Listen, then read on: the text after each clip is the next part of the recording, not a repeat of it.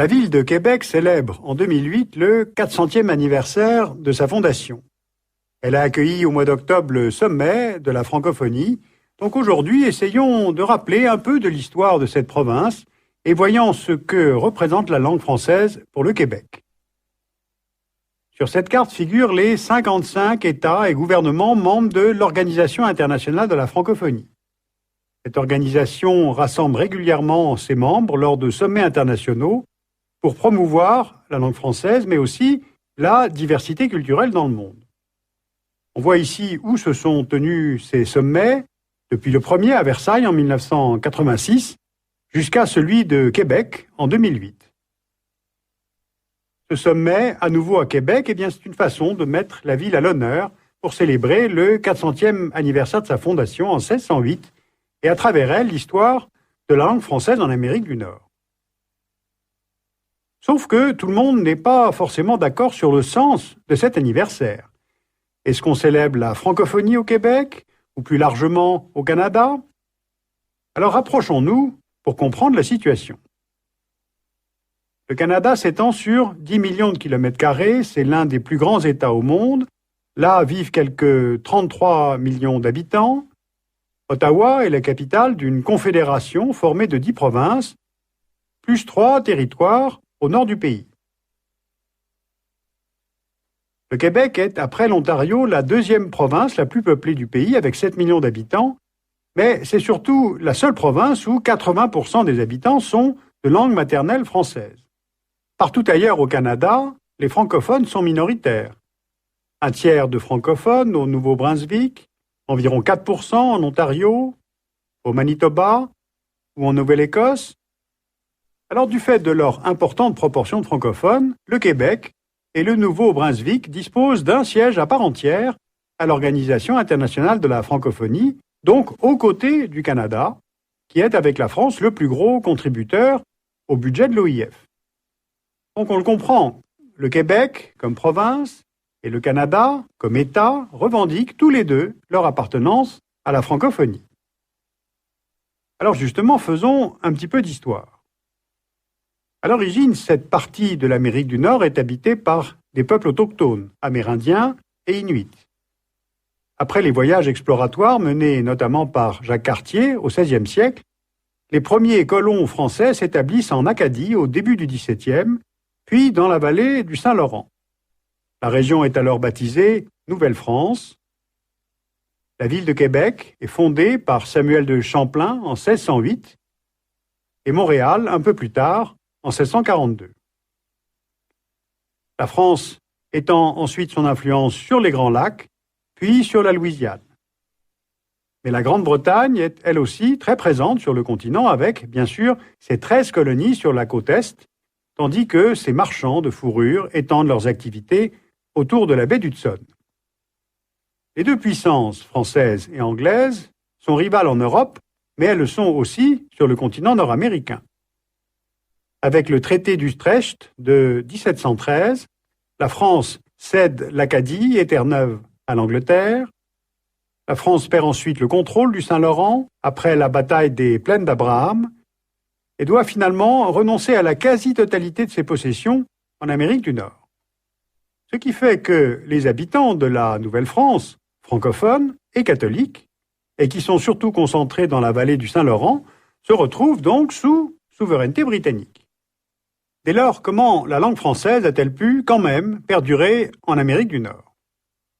Plusieurs facteurs historiques doivent être rappelés. D'abord, dès la fin du XVIIIe siècle, la Grande-Bretagne elle-même octroie aux francophones le droit de conserver leur langue et leur religion, et ce pour s'assurer de leur loyauté et de ne pas avoir à se battre sur deux fronts. Parce que de l'autre côté, la couronne britannique doit faire face à la guerre d'indépendance qui éclate dans ses 13 colonies et qui va donner naissance aux États-Unis d'Amérique. La Grande-Bretagne parvient à conserver un territoire en Amérique du Nord, et c'est ce territoire qui est à l'origine du Canada.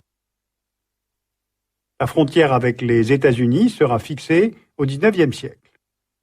Le deuxième facteur ayant permis à la langue française de se maintenir, c'est le développement d'une sorte de sentiment national. Dès la fin des années 1830, éclate au Bas-Canada, c'est-à-dire l'actuel Québec, la révolte des patriotes, contre les autorités britanniques.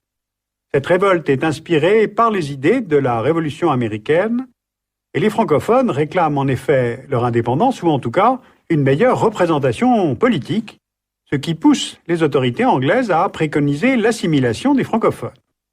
Alors face à cette perspective, les francophones développent un nationalisme fondé sur la défense de la langue française et de la religion catholique, parce qu'au milieu du XIXe siècle, ils sont encore majoritaires à l'échelle du Canada.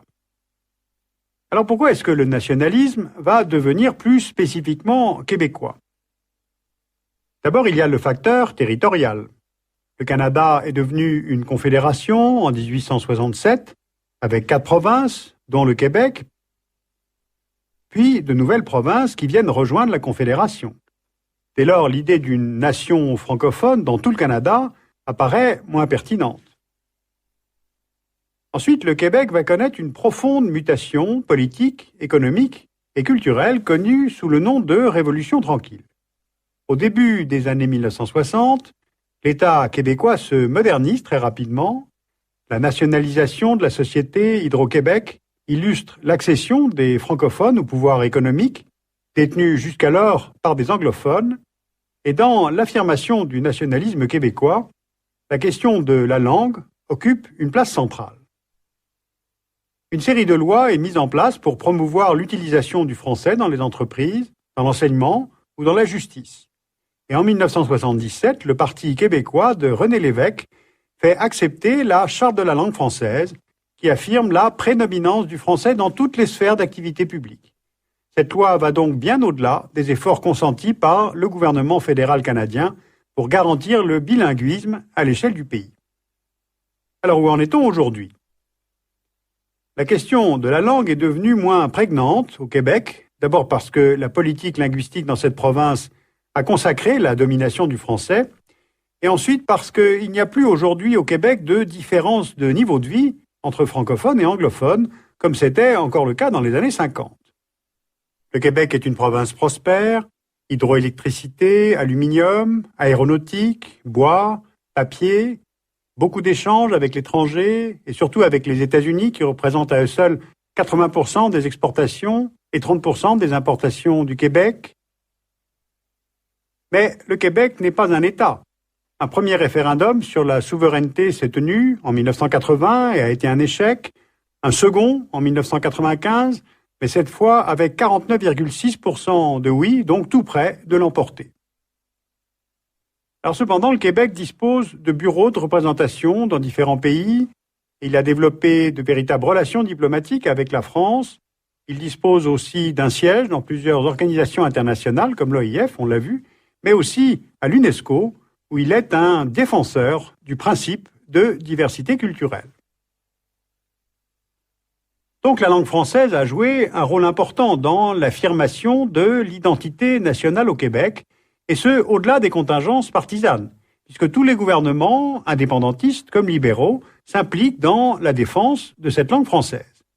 Mais les choses ont changé. Le souverainisme québécois a évolué, il n'est plus conservateur, axé sur la seule défense de la langue française. Aujourd'hui, il est devenu nettement pro-libre-échange, par exemple. Et puis la province reçoit un nombre croissant d'immigrants. Eh bien, voilà qui oblige à repenser l'identité culturelle et même linguistique de cette province, puisque le Québec devient maintenant une société multilingue. Alors sur cette question que nous avons évoquée aujourd'hui, vous pouvez lire L'aventure de l'Amérique française de Beaulieu et Bergeron aux éditions Fides. Je vous signale que la revue Hérodote a publié un numéro sur la géopolitique de la langue française. Il y a aussi la revue internationale et stratégique qui est publiée par l'IRIS, qui vient de sortir un numéro sur l'avenir de la francophonie. Et puis je vous signale un très bel atlas historique de l'Amérique du Nord, ça s'appelle La mesure d'un continent, aux presses de la Sorbonne, avec beaucoup de cartes historiques du continent nord-américain. C'est un livre superbe.